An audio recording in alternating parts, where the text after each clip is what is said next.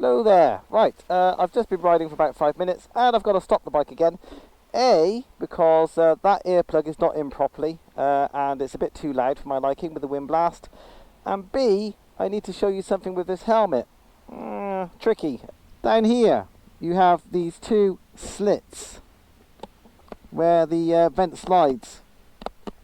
And even when the vent's closed, they let wind in, they let air in, and the crash helmet's too noisy. So I need to block those holes, and I'd forgotten to do that before coming out just now. So I need to do that now. Bear with.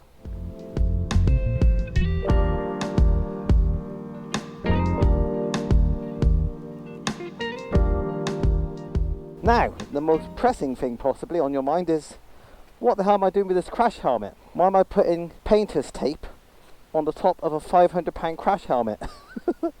Well, I bought this crash helmet at Helmet City in Cheltenham because we established that it's very hard to find a crash helmet to fit my head. We tried a lot. I can't quite remember the ones we tried. Shoeies, LS2s, AGVs, RIs, most of the major brands. Now I had some stipulations. The helmet I wanted to buy needed to have a sun visor and need to have one of these slightly cracked open positions without opening too wide, so I can just demist my glasses usually. The helmets had to have those two items and they had to fit properly. And the only one that did it was this HGC Rafa 70. So yeah, this Rafa 70, I didn't buy it because it's the best looking or the safest even. Well, it probably is the safest because it fits my head properly. And an ill-fitting helmet is, you know, potentially a dangerous thing to own in an event of an accident. But this top vent, even when it's closed, it lets in too much wind noise. Now I could have taped it up a week or two ago, but I wanted to do an experiment. Yesterday I took my BMW in for a service, and for a courtesy bike I took out a BMW S1000RR, and my experiment was this. Is this helmet any quieter on a faired bike versus a naked bike? Unfortunately, I can only play you clips from the video because I'm still testing the new setup, microphones, GoPros and all that. I screwed up yesterday and I got no audio from my ride. But basically, yes, this Rafa 70 is actually quieter on the S1000RR than it is on my naked bike. And I think it's something to do with, well, either the way the crash helmet's presented to the wind, because I'm leant further over, and I found that when my head's tilted forward, less noise gets into that top vent. It's that, and stroke or the fact that you've got a fairing and a windscreen is deflecting more wind off the crash helmet. So I can understand why some people will call this helmet noisy and some don't. Basically I have to accept that I'm going to lose the functionality of that top vent. I've got to block it off. I've got to get that wind stopped because it's too noisy. So I'll have to find a longer term solution, and I'm planning to put some blue tack up there, or some sort of Subaru maybe, something in the top of there to stop the wind getting in and around that top vent. Bloody hell.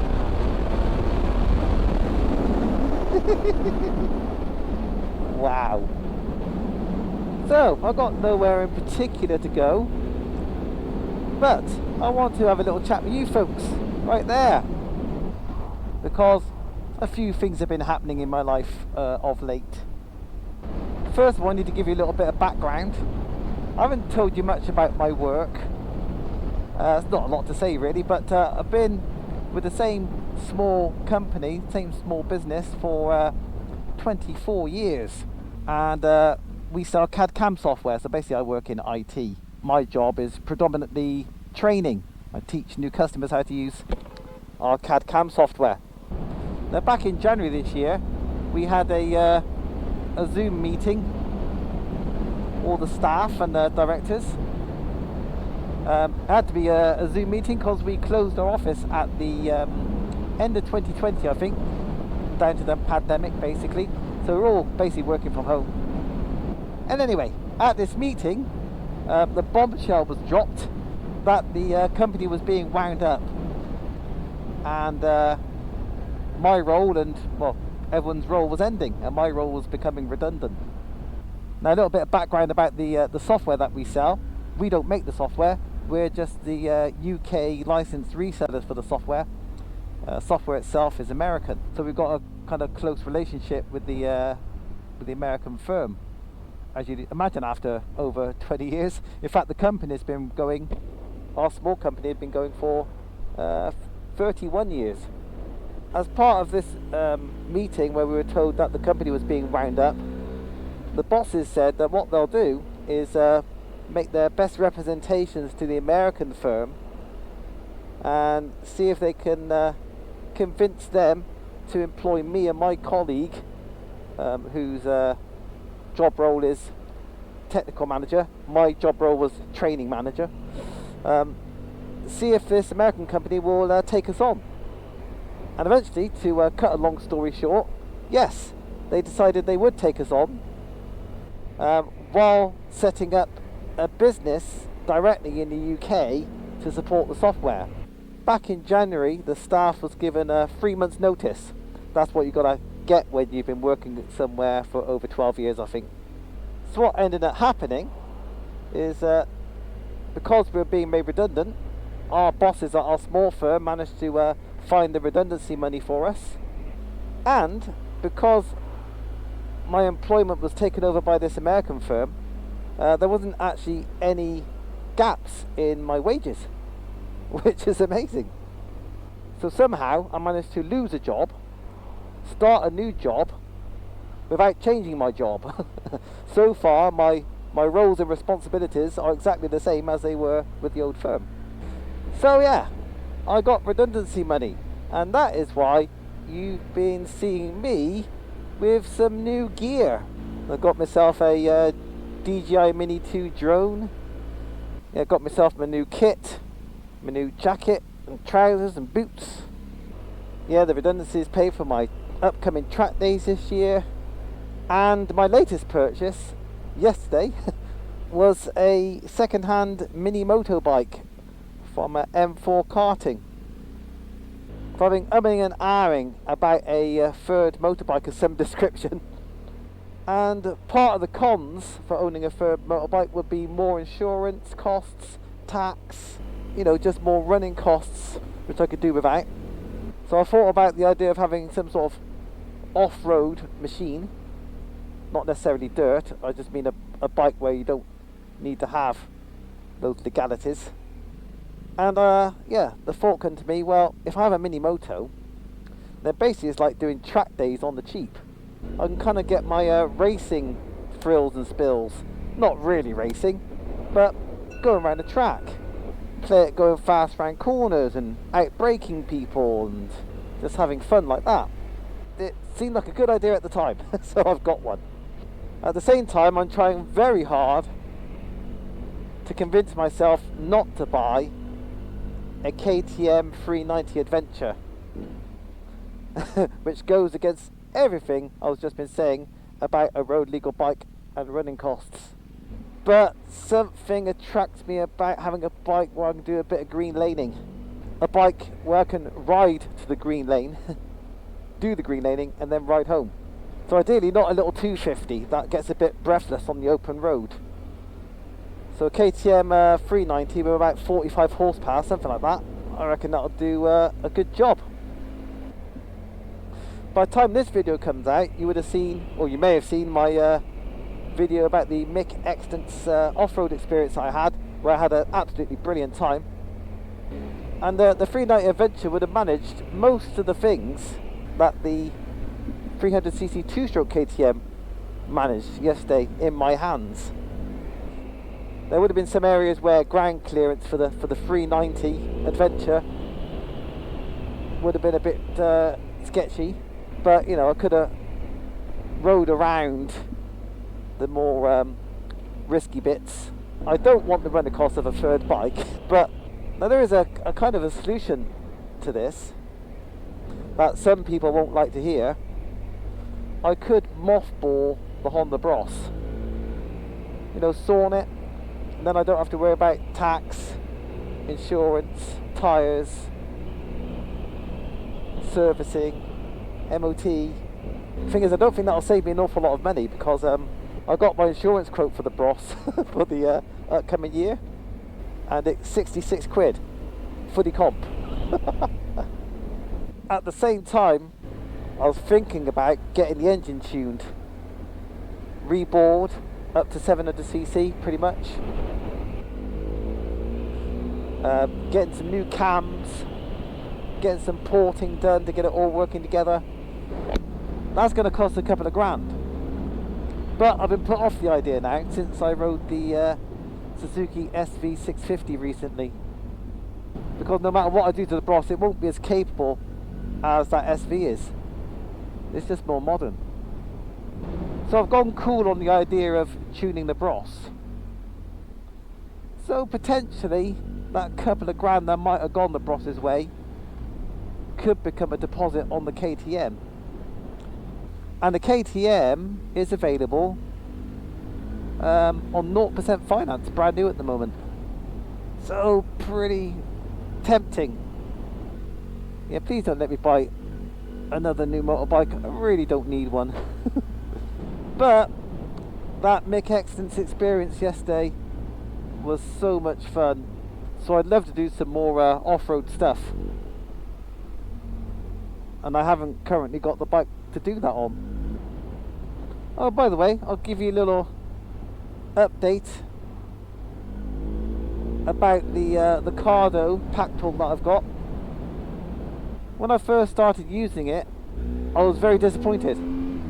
For some reason, the Bluetooth drops out constantly, and if I'm playing music, so I'm still trying to work out whether I actually like or not, it just drops out constantly. Very frustrating. The other frustrating thing about it is, well, it's related to my motorbike really. What you're supposed to do with this motorbike is pair the mobile phone with the motorbike, and also pair the Cardo with the motorbike. The Cardo and the phone should not be directly connected, because if they are, then you lose the phone functionality on the bike, i.e. you can't look through the phone book, you can't use the bike to make or receive calls. It has to happen through the headset directly. However, I noticed that when the phone and the Packtalk are directly connected, the Bluetooth doesn't drop out. The music's fine. I think I'd rather have it connected to my phone than to the motorbike, because to connect it to the motorbike, I have to basically make the phone forget about the Cardo altogether, which sounds okay. But then if I ride a different motorbike, then to have this Cardo do anything, I've got to reconnect it to the phone again. So now I'm giving the BMW Connected app navigation a little test through the Cardo. It's nice to be able to hear finally the navigation instructions. That's something I've been missing. So that's not a bad combo, having the turn-by-turn instructions on the screen there, as well as the spoken instructions. At some point, when the phone's actually mounted properly, I can then use Google Maps, Waze, whatever navigation I want, and that'll come through on the phone or through the headset as well. So that'll be good. One of the reasons about riding the S1000RR was to see if it's as good a sports tourer as Lamb Chop said it was. Basically, it's Lamb Chops, and I think TMF as well, Missenden Flyer. They both said the bike does a better job than people give it credit for as a sports touring machine. It's not as extreme as its reputation makes out. Well, this is obviously a very personal and subjective thing, and I got on it, and no, the riding position was too prone, too forward leaning for my liking. I could not get on with it in a sports touring role. If it had surprised me, it might have kind of forced its way onto, you know, a future shopping list. Now, I have said before, that you know, these high-powered 4-cylinder bikes, they're not really good for riding on the road. The best bit of the power is too high up in the rev range, and to explore it, you're gonna end up going too fast. In the UK, anyway. This person can change their mind, think differently, ride differently, potentially. But yeah, in the S1000RR's case, no, that will not be on the shopping list anytime soon. Not that I'm looking to sell this bike, because I'm not. I love this engine. It's the engine that's the star of the show for me. I like the bike a lot, and I love the engine. And there's no engine I'd rather swap it for. KTM kind of comes close if it didn't vibrate so much when you were getting on the throttle. You know, it's got that kind of jackhammer feeling when you give the throttle a twist, which I don't like. So I'm holding on until the rumoured BMW 1300 GS brakes cover eventually. And if it's lighter than the current GS, somehow, that'll be even more exciting. Oh, look at that view! That's a nice sight, isn't it? Summer's coming, people! Summer's coming! It's getting sunnier, it's getting warmer, it's getting clearer, it's getting drier. So thanks for hanging out with me, folks. Hopefully most of the things I said make sense. Don't know if all the cameras were working and pointing in the right directions throughout the entirety of the ride. I hope they mostly were. Or I can salvage something if they weren't. So until the next time, take care. Hopefully see you in another one. Ta-da!